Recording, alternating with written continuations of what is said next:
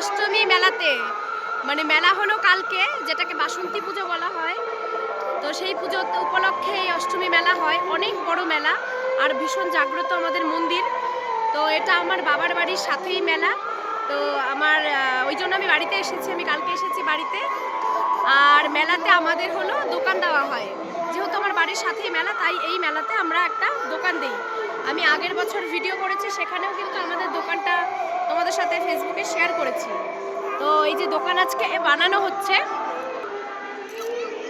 এই যে কাজটা চলছে আর কি, রেডি করা হচ্ছে দোকান, এখনো কিছু হয়নি।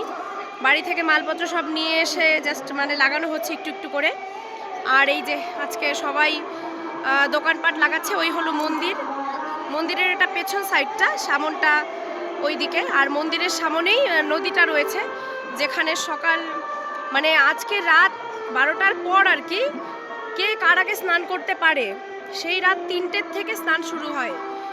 তো এই যে মানে আজকে সব রেডি হচ্ছে, কালকে হলো মেলা। তো কালকে আবার শেয়ার করব, চলো টাটা।